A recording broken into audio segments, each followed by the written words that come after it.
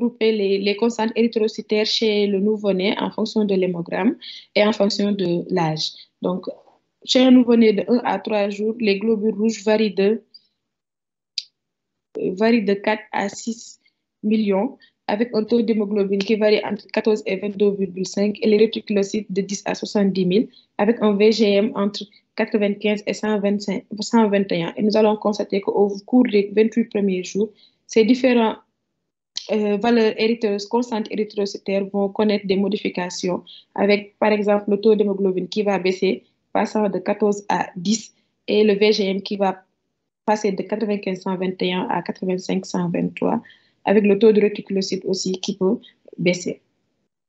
Diapo. Donc, dans le diagnostic de retentissement, il faut savoir que dans l'anémie, le retentissement, il est hémodynamique. Il faudra rechercher un choc, surtout un choc hypovolémique en cas d'hémorragie important. Aussi, le retentissement cardiovasculaire avec les signes d'insuffisance cardiaque due à une anémie mal tolérée, une atteinte rénale à une insuffisance rénale par nécrose tubulaire, ou bien une atteinte sur la croissance de l'enfant avec un faible gain pondéral. Diapo. Nous allons passer au chapitre du diagnostic étiologique. Il faut savoir que le diagnostic étiologique, il va commencer d'abord par l'enquête anamnestique, qui doit être complet à la recherche des antécédents familiaux et obstétricaux, le dénouement de la grossesse et de l'accouchement, la croissance fœtale et les infections virales congénitales doivent être recherchées. La notion d'hémopathie dans la famille doit être recherchée, l'état nutritionnel de la mère et ses valeurs hématologiques durant la grossesse, l'hémorragie maternelle, à savoir le placenta prévia ou l'hématome rétroplacentaire, faire le groupage et la recherche d'agglutine irrégulière chez la mère, la chorioamniocite en cas de grossesse, la chorioamniocité en cas de grossesse gémellaire, la prise de vitamine K à la naissance. Diapo. En dehors de l'interrogatoire, l'examen clinique, il doit être minutieux, avec l'évaluation d'abord des signes d'urgence, l'évaluation hémodynamique, avec l'évaluation de la fréquence cardiaque, la fréquence respiratoire et la tension artérielle, ainsi que la saturation, la recherche d'un ictère ou d'une hépatomégalie ou d'une splénomégalie, la recherche d'un saignement extériorisé ou non, les stigmates d'infection, et essayer de faire un examen clinique complet. Diapo. Donc, les bilans complémentaires, celui qu'il faut demander en urgence et avant toute transfusion, c'est la numération formule sanguine et le taux de réticulocytes. Après, d'autres bilans peuvent être demandés en fonction de l'orientation étiologique. On peut être amené à demander un groupage phénotypé de la mère et de l'enfant, un test de COMS, le bilan d'hémolyse, le bilan infectieux, les sérologies torches et aussi les bilans imagerie, à savoir l'échographie transfrontalière et l'échographie abdominale. Donc, pour en venir au diagnostic étiologique, il faut savoir que les étiologies des anémies néonatales peuvent être classées en 3 grands groupes. On peut avoir les anémies par perte sanguine, c'est-à-dire les anémies qui vont regrouper tout ce qui est hémorragie ou les prélèvements répétés, les anémies par hémolyse et les anémies par défaut de production de globules rouges, notamment les anémies centrales. Donc, nous allons commencer par les anémies par perte sanguine. Il faut savoir que la perte de sang chez le nouveau-né peut survenir avant, pendant ou après l'accouchement. Et les hémorragies sont en cause dans 5 à 10% des anémies néonatales sévères et 25% des anémies présentes chez les nouveau-nés hospitalisés en néonatologie. La plupart des nouveau-nés touchés sont asymptomatiques, mais ils deviennent symptomatiques dès que la perte sanguine approche les 20% du volume sanguin total, avec des signes et des symptômes de choc peuvent apparaître. Diapo. Donc, pour ce qui est des anémies par perte, comme nous l'avons dit tout à l'heure, ils peuvent apparaître avant, pendant ou après l'accouchement. Donc, avant l'accouchement, nous avons essentiellement 2 causes, c'est l'hémorragie photomaternelle et le syndrome transfuseur-transfusé. Pour ce qui est de l'hémorragie photomaternelle, elle est définie par le passage dans le sang de la circulation maternelle.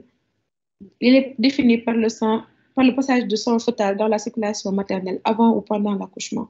Et il est diagnostiqué par le test de Clower, qui est un test cytochimique sur un flux sanguin qui permet de diagnostiquer l'hémorragie photomaternelle en quantifiant le nombre d'hématies fœtales circulant dans le sang maternel. Diapo. La deuxième cause, comme nous l'avons dit tout à l'heure, c'est la transfusion photofœtale qui survient chez 20% des jumeaux univitellins, un des jumeaux étant polyglobulique alors que l'autre est amnésique. Et cette transfusion est liée à la présence d'anastomose vasculaire entre les deux circulations fœtales avec l'établissement d'un flux artério-veineux unidirectionnel non compensé à partir duquel un jumeau transfuse l'autre. Et le diagnostic, il est porté en utero par l'échographie obstétricale ou bien à la naissance avec la différence de taux d'hémoglobine entre les deux jumeaux qui est supérieure à 5 grammes par décilitre. D'accord. Donc, pour les hémorragies périnatales, nous avons les accidents obstétricaux, essentiellement l'hémorragie. Quand il y a une atteinte du placenta, on peut avoir le placenta previa ou l'hématome rétroplacentaire. On peut avoir aussi les cisaillements ou ruptures du vaisseau du cordon avec les hémorragies de Benkiser. Ou bien on peut avoir une mauvaise insertion du cordon ou du placenta. Pour les hémorragies postnatales, ils sont dominés par les maladies hémorragiques du nouveau-né, qui est une carence physiologique et transitoire en facteurs de coagulation vitamino-K dépendants, que sont les facteurs 2, 7, 9 et 10. Diapo. On peut aussi avoir, toujours dans les hémorragies postnatales, en dehors de la maladie hémorragique du nouveau-né, on peut avoir aussi les hémorragies extériorisées ou intériorisées, à type hémorragie extériorisée à type d'hémorragie ombilicale, cutanée ou muqueuse, une hématurie ou une hémorragie digestive ou pulmonaire. Les hémorragies internes, on peut avoir aussi l'hématome du foie ou bien les bosses sanguines. Donc, pour ce qui est des causes, maintenant, nous allons passer aux causes par hémolyse.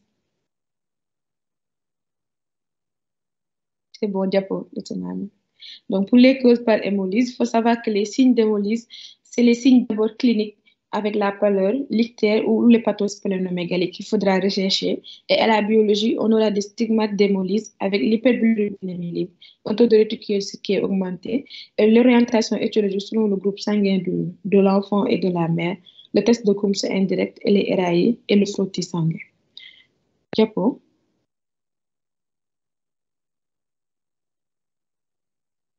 Diapo. Donc, pour les causes d'anémie par hémolyse, on les a substituées en deux groupes, les anémies hémolytiques immunologiques et les anémies immunolytiques constitutionnelles. Pour ce qui est des anémies par hémolyse immunologique, ils sont représentés par deux grands groupes que sont l'incompatibilité dans le photomaternel dans le groupe ABO et dans le groupe Rhésus. Pour ce qui est de l'incompatibilité photomaternelle dans le système ABO, il est la plus fréquente des incompatibilités érythrocytaires photomaternelles. Elle survient souvent quand la mère est du groupe O et que l'enfant est du groupe A ou B. Et elle est rarement génératrice d'anémie néonatale grave et elle est moins sévère que celle dans l'incompatibilité Rhésus. Pour l'incompatibilité dans le système Rhésus, dans ce cas, l'anémie fœtale est responsable d'un état d'anasac photoplacentaire, voire la mort fœtale in utero et le décès néonatal.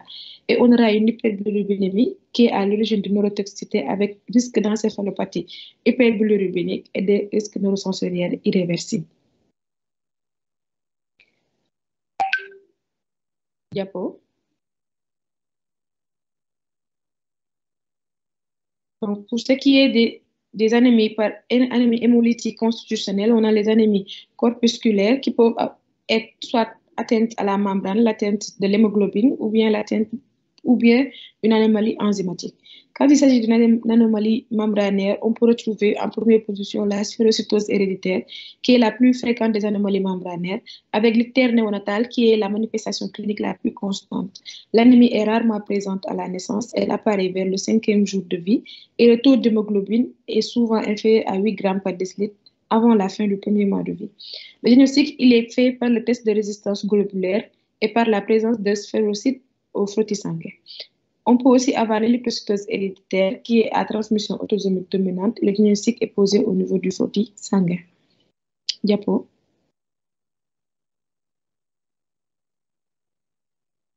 Diapo. Donc, on peut aussi avoir les hémolyses par déficit enzymatique. Principalement, on a le déficit en glucose 6-phosphatase déshydrogénase, qui est le résultat d'un déficit enzymatique hépatique qui va se manifester par une anémie régénérative d'intensité variable qui peut être associée à un ictère d'apparition tardive entre le 3e et le 5e jour. Et le diagnostic est posé par le dosage enzymatique qui revient à baisser. On peut aussi avoir le déficit en pyruvate kinase, peut aussi se révéler en période néonatale, mais il est responsable d'une anémie beaucoup plus modérée. On peut aussi avoir toujours dans les anomalies corpusculaires l'atteinte de l'hémoglobine. En période néonatale,